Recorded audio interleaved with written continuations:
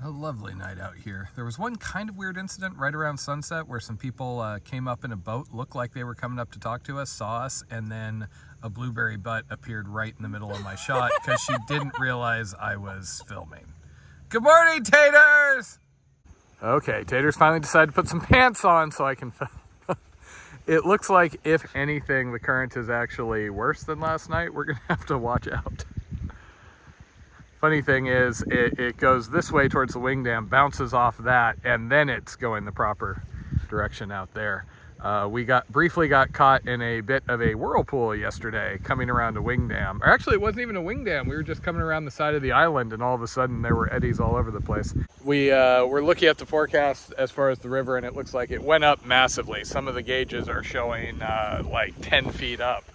But it is supposed to die back now, so we'll see. But currents are getting weirder and weirder, and we just keep having to stay like further and further out because the chance of getting run over by a barge is far less than us getting pulled into the water and having everything going flying.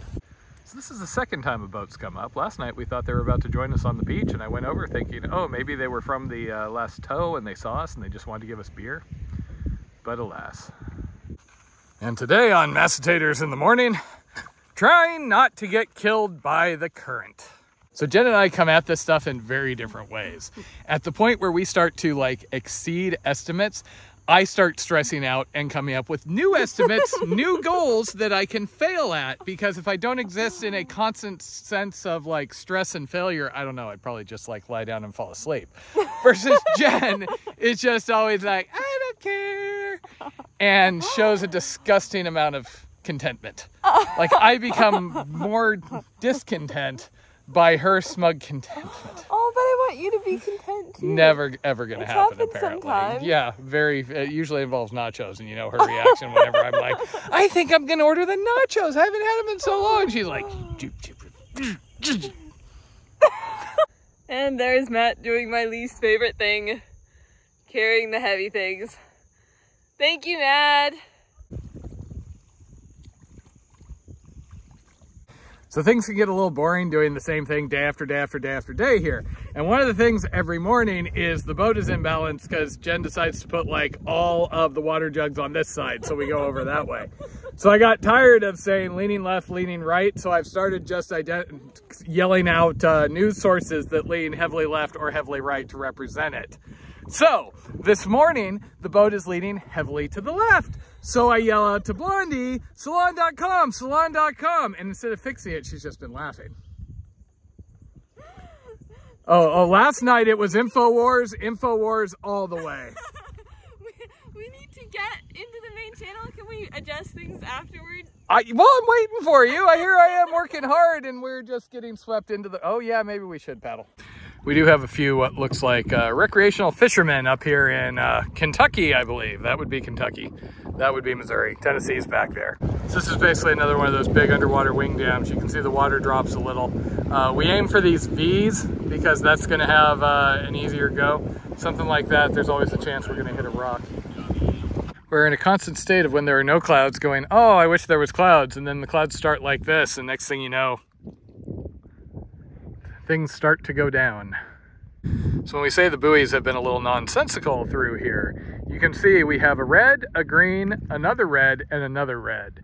They seem like they've just been swept all over the place, and I mean, we were used to that, seeing them on the shore. If you look all the way over here, there's a green one that's washed up on the shore. But we basically have not been able to discern anything from the ones in the water. They're so inconsistent through here.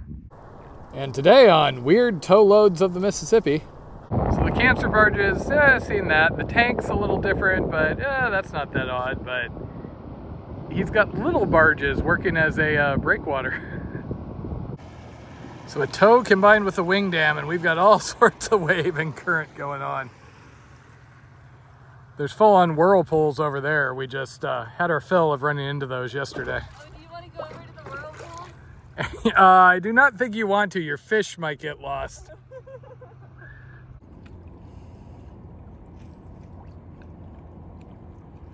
Yet again, why we give the wing dams a big chunk of space.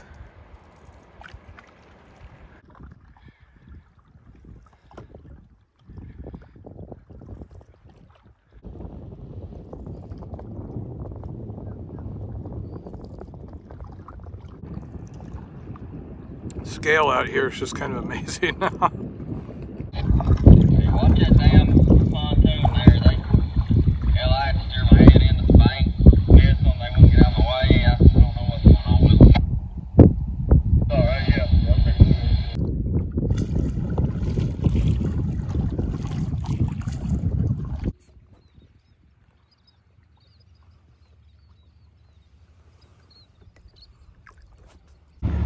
Sadly, nobody's been in the mood to talk about the awesome-ass kayakers over on this side. Canoers. Oh. You start saying it wrong too. Well, if they say awesome-ass anything, I'm going to assume it's us. We've only been able to pick up one of these guys on the radio since we were around the corner, but presumably they have a plan. I think we're about to see a 6-wide pass a 5-wide with little old us kind of cuddled up in this corner.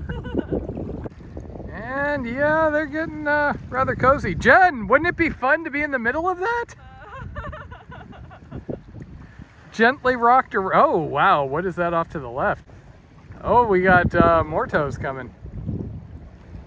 Well, yeah, this is going to get fun here, Jen. Wow. It's frustrating because the river's so big it doesn't look like we're moving, but whenever we are stopped and close to the shore, you can really see how it's carrying us along. Still clocking in around 3 miles an hour. It is rare, but on rare occasions we are seeing turtles. Yay. Pretty much most of the logs are moving too quick. The turtles probably would just rather hang out on the bank. So we saw one of these that had died on the water earlier and it was really sad. And so when we saw this one, which was flapping, trying to escape but couldn't, we ran over to rescue it. And now we're getting tossed around by tow weight for our troubles. You're gonna be okay, little guy. We're gonna get you to land. Going to land?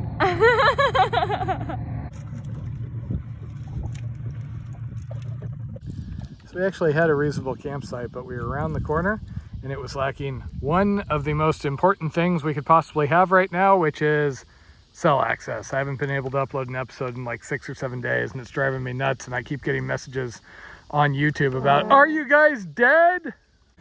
And we took a chance in the name of having cell access, and it looks like it's going to work out. We might be a little exposed to the industrial plant across the way, but meh. Honestly, the other one was going to be kind of a pain because we were in one of those eddies, so there were dead fish everywhere. And we have glorious internet here. We're talking 10 minutes to get an episode up. Maybe there's camping. Who knows? Who cares? But seriously, it's fine. They're safe. We're all good. Sadly, not quite up to our usual standards of remoteness, but hey. At least we've got internet, at least we've got episodes up. And what's the chance of anybody from that plant coming over here and like harassing us in the middle of the night? Really gorgeous paddling day today. We had sunshine all day, which we haven't had in at least a week. Horrible sunshine. And yet it wasn't too hot. It was really pretty nice all day.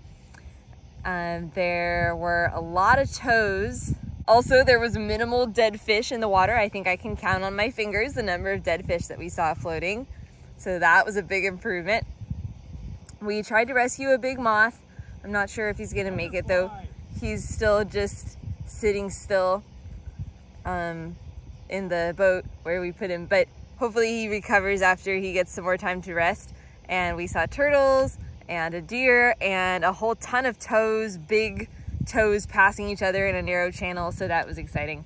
The actual exciting part was their conversations. In addition to, hey, I had to crash into the bank because I almost ran over a pontoon, there was another conversation involving, watch out for that boat ramp. That woman is showing everything she's got.